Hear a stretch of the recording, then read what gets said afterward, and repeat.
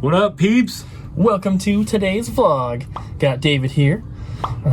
Little pop-up with his name and his Instagram. I'm trying to hide, like, I don't want to see the tape. It's a mystery. So we have a VHS package here to open. I know everything that's in here, but he does not, so we're just going to go through one by one, see what's in here. First one says, free tape. Put a sticky note on there, which means he threw this one in. Mind, body, and soul. Dibs. It's got a crazy looking demon thing on the back. It's AIP, I'm trying to get that run. Next up. 2 undercover angels. We're gonna try and go a little bit quicker this time, so this is not like a 20-minute opening. Meatballs Part 2. I wonder if the rest of them are in here. Shatter. Ryan! Yo! Oh. The McCullochs. The what? The McCullochs. Collector's edition. Yeah. Very rare. Yeah, okay. The Daytime Ended. One of the cold video ones. Silk 2. Oh. David wants that one. I already have it. Oh, Ryan wants it then. Actually, yes. No. Lethal Seduction. That's the one Cooper wants. Yeah. This is the one Ryan wants. Midnight Tease 2. Whoa. Okay, What so box show is them the this? games I'm getting, or the movies I'm getting. Big Sister 2000? God. What the heck is this? Awesome. What about Fatal Justice? God. I don't know if I should Neil show Rainbow. that one. Yeah. Fatal A Justice. little too Why risque. what's on the front? Covered-ish. Captain America. Captain America. What about the Night Made my Walker? phone. The Nightwalker. Dude, look at that. Got an hand. eyeball in the hand. That is cool. Breaking Metal Special. It's got Venom, Warlock, Uriah Heep. That's Tougher Than Leather. From metal to rap. Burt Reynolds and the Maddening. Kiss, The Second Coming. Yeah. I'll hate Kiss. Terrible. I've seen Kiss. Yeah, they're terrible. Annihilators. This movie's awesome. It is a good one. Conquest of the Earth. I think, didn't we have one of those earlier? I don't know. Is this the same one? Kiss, The Second Coming, Part 2. No. Just Yeah, kidding, they- there's 2 of them. They go like that. Or like that.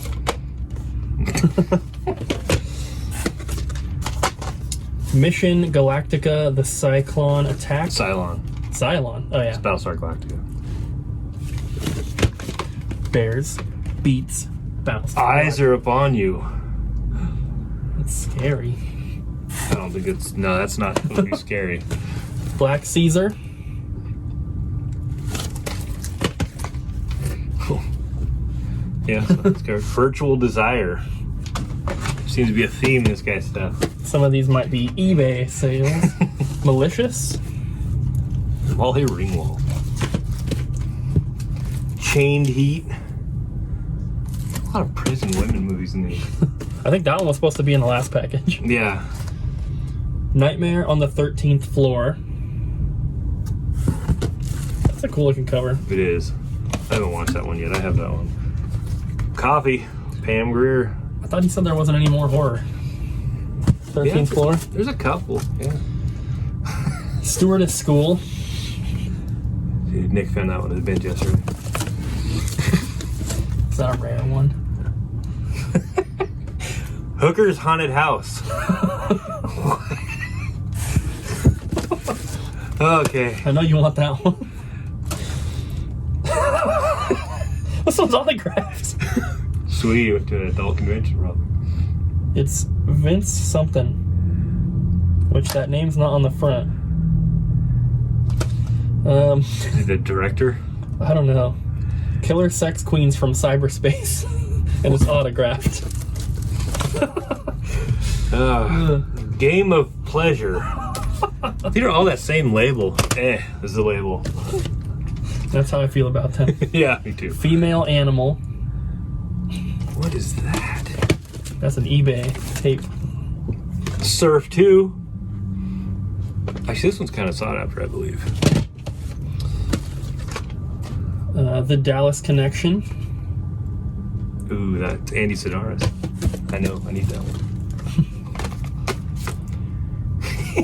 Mean Mother. Some more blaxploitation movies. Shockorama Urban Shock. That's awesome. Cell Block Sisters. Hey, it's a PM tape. Rock and Roll High School. Roger Corman one. He had a lot of Roger Cormans in the last one. Yeah. A couple more here. Slumber Party 57. Oh, these had the plastic on them too, just like all the other ones. Buck Rogers in the 25th Century. And the last one, High School Hellcats. Awesome. Oh yeah. Thanks for opening with me. No problem. Anytime. Alright guys, my stat pick for today is Ni no Kuni, Wrath of the White Witch.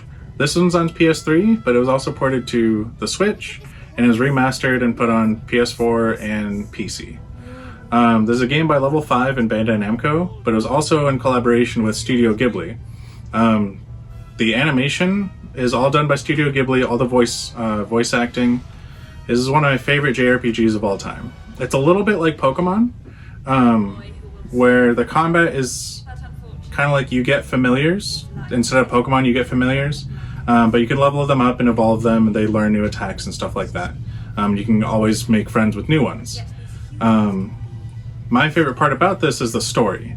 So it's a story about a boy named Oliver who, his mother is sick, and to save her, he goes into a parallel world where it's a fantasy world, where everything in that world affects his own world. So to save his dying mother, he goes and fixes something in the other world, and it turns into this giant story about saving the world, and it's really great, and I highly recommend it. Like always, we have a ton of trade-ins from today, so we're going to go through all those now. I'm going to try to do it all in one clip here, and I'm saving a few items for last that are some really like cool special items. Everything else this time is in no order at all. Not sorted by console, not sorted by price. Yesterday we did it all by price. I'm just trying to change it up. So first we have all this random stuff here. We have a 8-bit Link Amiibo. We have the official Wii U GameCube controller adapter. Couple weird emotes here. There was a black one that was here, or a blue one or something, but I guess that one must have sold. We have both the Smash Brothers controllers here, white and black. A little Mario Kart Luigi thing. Game Boy case. We have a Super Famicom, which is pretty cool. Never had one of those traded in that wasn't in the box. We have a PlayStation Classic. We have a black 32 gig Wii U. We have a Wii U controller, Japanese one. We have the AVS, which is basically a like, you know, currently produced, or not current, but it's a, you know, a new gen, basically NES top loader. This is supposed to be like a really, really nice one. Before the analog stuff came out, this was like the best thing to get. We also have a white Game Boy Advance. We have a black PSP. And then we have a couple loose Game Boy games here. Nothing too special. We have 3 N64 games here, Rampage World Tour, Donkey Kong 64, and Paper Mario. Then we have 3 random stacks of games here. First, we have Seaman for Dreamcast, Tekken 3, Brave, Spin Jam, Mario Kart 8, Middle-earth Shadow of War, Enslaved, Gears of War, XCOM Enemy Unknown, Battlefield 1, Dragon Age Inquisition, Diablo 3, Collection. What is this? Some Blu-ray. I don't even know what that says. It almost looks like it says Concrete Revolution, but I don't know. Star Fox Zero. This one, I think there was 2 of these in here. I don't see the other one. There was something with these. One of them, both the games were sealed, and one of them, Star Fox Guard, was sealed. Super Smash Brawl, 2 copies. Super Smash for Wii U, Super Mario 3D World, Hyrule Warriors, Mario Party 10. That was the first stack. Then we have Ultimate BMX, Castlevania Adventure, Fortified Zone, and Super Mario Deluxe. Captain Toad Treasure Tracker for Switch, Grandia 2, Donkey Kong Country Tropical Freeze, Sonic Mania Plus. So the game inside is factory sealed, but normally this whole thing would be sealed, and it's not. So it's basically priced as a used copy.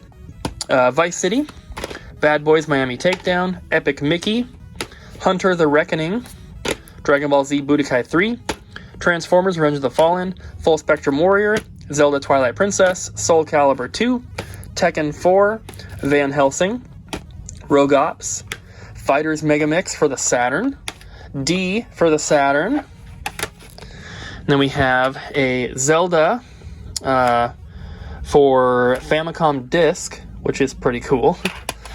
Grand Theft Auto Liberty City Stories, Cars, Crash Tag Team Racing, Donkey Konga 2, Dead or Alive Ultimate for the original Xbox, double pack, Teen Titans, Summoner 2, Evolution Worlds, that one's water damaged, Ready to Rumble Boxing Round 2, Arcana Heart, Xenoblade Chronicles 3D, Madden 2005, Ninja Gaiden, Mega Man Anniversary Collection, another Ninja Gaiden, Outlaw Volleyball, Midnight Club 3 Dub Edition, Buffy the Vampire Slayer Chaos Bleeds, Final Fantasy 12 Collector's Edition, Soul Calibur 5, and Diablo 3, and then the really special stuff from today. We have 3 more games. We have Nostalgia for the DS. I hate the name of this game because it's unnatural to say Nostalgia. I wish it was just Nostalgia, but whatever. I can't open it with one hand because the DS cases are so freaking tight, but it is complete. It says CIB right on there. Then we have D2. I showed you the first one right there, and we have the second one here for Dreamcast. Look at that old price tag of $13. That's so funny. This is poor condition. As you can tell, it's kind of water damaged on the front there. But there's discs 3 and 4. And the manual is in there. Disc 2 is going to be behind that, of course. And then the big boy, we have a complete in-box Conker's Bad Fur Day. Before you guys get too excited, this one has already sold. That's why there's no price tag on it. But it's in pretty good shape. It's got a couple little creases around the edges and stuff like that. But overall, all the sides are good. It's not crushed or anything. It is fully complete. It's got the little Nintendo Power insert and all that. So super awesome. And Adam actually bought this one.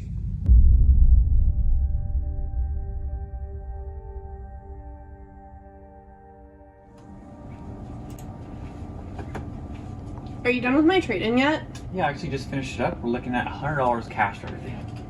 That's bad. I know that's worth at least $100. Well, we're actually selling this one for $80. But it's like brand new. I had it in storage and I only used it once. There was literally dead bug carcasses. I had to clean out the D-pad. I'm just trying to visit my family. Can you do any more?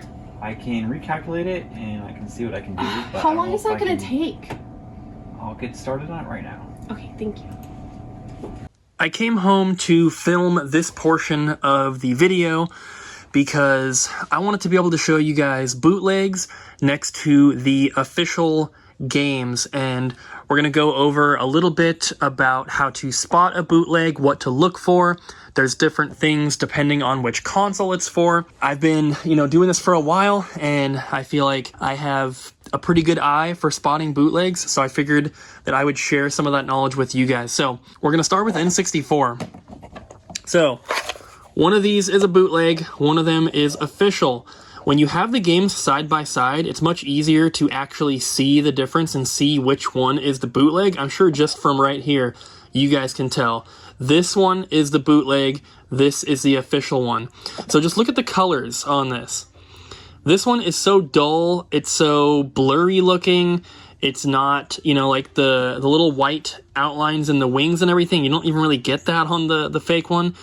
And then look at the glossiness of the label. I can catch them both in the light there. You can see this one, it's almost like, I don't know, it's like it looks more rough. Like you can see more divots and stuff like that in the label. This one's nice and smooth. The label and the actual plastic on an N64 game is going to be one of the easiest ways to tell. If we look at the back of these, you can see the kind of the same thing with the label there. But another thing to look for is right here, you see this little indent. This one is 07. So basically every official game is going to have an indent like that on the back label. This is the fake one here. As you can see, nothing. The color is also off on that one. This one's kind of darker. Another thing to look for is the screws. So this one, let me see if I can get a close up here. Look at that screw. Perfectly round. Looks like your standard Nintendo screw. And then look at this one. It's kind of hard to tell. It's way easier to see it in person. But there you go. Not round. As you can see, that one's more of like a hexagon shape or something like that. But looking at the official one, it's like perfectly round. So the screws are another good way to be able to spot bootlegs, not only on N64 games, but on a lot of other ones. There are a lot of bootleg N64 games out there, unfortunately. So you got to be really careful, especially if you're buying games off of eBay or Amazon. I'm going to do a separate video at some point showing you guys how to search on eBay properly, because there's a lot of things you can do. There's a lot of like smart search options and different filters you can set up. And if you know what you're doing, it's pretty easy to avoid the bootlegs, but if you don't know what to look for, it can be easy to be fooled. So definitely be careful. Let's go to DS games real quick. My DS games are still boxed up, so this is a fake Pokemon Diamond. This is a real Pokemon Trozei. I used this one instead of another Diamond because, like I said, mine are boxed up. I can't get to it right now. But there is one foolproof way of checking for bootleg DS games. And you don't have to worry, there are no bootleg 3DS games, at least not yet. But the easy way to check on these is going to be the top of the cartridge. The labels, as you can see, if I catch them in the light, they look kind of similar. It's kind of hard to get both of them at the same time, but sometimes the labels on DS games can look really, really good. Sometimes they're going to be a little bit blurry. Sometimes the bootlegs are really obvious, but sometimes they're not. So here's how to check on this one. I'm going to have to get a close-up. This is a weird way to hold it, but I'm trying to block the background. So you can see the top there. There's that line that goes across, separating the front from the back plastic of the cartridge. This is a bootleg. Now let's take a look at the original one. This is what a real cartridge looks like on the top. You can see that little rectangular section in the middle there. That is present on all legit games. If your game does not have that, it is a bootleg. Moving on to Super Nintendo. I have a bootleg Sunset Riders and a real Sunset Riders. There is one dead giveaway on these. I'll give you guys a second to try to see if you can spot it. So this one is the bootleg. This one is the legit copy. So another thing with the labels, you can kind of see they're different. This one, a lot of times you can tell with like the edges in the corners and stuff. This one actually doesn't look too bad. There's that weird bump over there, which that shouldn't be on there. But you can see in the corner right here, the label is not cut to match the corner. If we look at the legit game, it is. So that's one thing, but with a lot of Super Nintendo and NES bootlegs, look at these plastic screws versus the legit metal screw. So there are no official games that come in a cartridge that have plastic screws. If you ever see those, it is a bootleg. The back on this one obviously doesn't even have a label, and it doesn't say Nintendo down here compared to the legit one. This is very, very obvious. This is a very clear bootleg. Some of them are nicer, but this is like one of the games you would just get off of AliExpress or something like that. Very, very obvious. They're not really trying to fool anyone. There are, of course, some people out there who are making bootleg games that are trying to pass them off as legit, and they might be a little bit harder to spot, but it's going to be difficult for anyone to get it perfect. So look out for plastic screws. That means bootleg. Next, we're going to look at these Game Boy Advance games, and I have one Pokemon game and one other game because they're a little bit different. So I have two copies of Kirby's Nightmare in Dreamland here. Just off the bat, you can see that they are different colors. The one on the top is the fake game. The one on the bottom is legit. Kirby is pink. The one on the top is almost like an orangey pink, which is obviously not accurate. The main way to tell a fake Game Boy game from a legit one, this goes for Game Boy, Game Boy Color, and Game Boy Advance, is going to be the stamp in the front label. You can see I'm catching the light on the bottom one right there. You see a stamp that says, I think it says 11. There will always be a stamp in a legit label on a Game Boy game. That one says 11. The one on top, you can see there is not one at all. Sometimes they're a little bit hard to spot because they can be anywhere basically on this side of the cartridge. Sometimes they're even over the Nintendo seal there. So if it is over the seal and if the label's kind of worn, sometimes it's really hard to see it, but legit ones will always have that. So that's the main way to tell with Game Boy games. But what about Pokemon games? Because those can be a little bit trickier. The one on the top is legit. The one on the bottom is a fake. This is actually a pretty good fake as well. A lot of them, the colors will be completely wrong. You can see the cartridges here. The red is pretty much identical on both of them, but you will see some bootlegs where it's like a different shade of red. Maybe it's too bright, too dark, something like that. A lot of times on the bootleg Pokemon games, the labels will also be completely flat, as in they don't have like a sheen or like a shininess to them. The one on the top, you can see when I catch it in the light, it's got like almost like a holographic style like shine to it. The bottom one actually has that as well. It's not as pronounced as on the top because it is a bootleg, but a lot of the bootlegs have no shine at all and they're just like a flat, like a matte color on them. So one on the top has a stamp. You can see it's a 3-digit stamp. I think it says 08B is what it looks like. The bottom one, as you can see, has nothing. So another way to tell on these types of games, because you can see through them, is on the back. And this is without opening them. Obviously, if you open any of these games, they're going to look different on the inside. This doesn't have a screw because we needed it for a legit cartridge. But look at the back. They are completely different. Top one is legit, bottom one is fake. This one has these 4 little rectangles on the back. The bootleg does not. That is present on every legit Pokemon game for the Game Boy Advance. So definitely be on the lookout for that. And then you can see like a couple differences over here as well. This one just looks all weird. This one actually has like variations in the size of the little dots and all that kind of stuff. This one really doesn't. So this is legit. This is a bootleg. And lastly, we have the NES. Out of the ones I have to show you here, this NES bootleg is by far the most obvious. But we have 2 copies of Little Samson. Can you guys guess which is the real one and which is the fake one? I'll catch them in the light so you can see. It's pretty obvious. This is the bootleg here. This is the legit copy. So, number 1 on this one, label does not stick. It's peeling. It's coming up everywhere. This is a really, really bad bootleg. I don't think that anyone was trying to pass this off as legit, because it would never work. But there's a lot of differences here. The label, first off, is really thick. This is like a thick paper that they tried to like glue down here. And obviously it's peeling up. And I think part of the reason why it's peeling up is because it's too thick. It's not the right type of paper to use for a label like this. But you can also see the gloss is way off. The colors are way off. This one's a lot darker. And look, the top's red. The legit one is green. The top on the legit one says Little Samson. This one says Nintendo Entertainment System, and it's upside down. It should be like this, and it's upside down. So clearly a bootleg. This one also does not have a back label. This one does. Doesn't have the Nintendo and the patent pending thing on the bottom. This one also has like flat Phillips screws in there and not the actual Nintendo like screws. And then obviously there's no label, so there's not even a point in comparing that, but this one does have that stamp right there, 07. So another easy way to tell.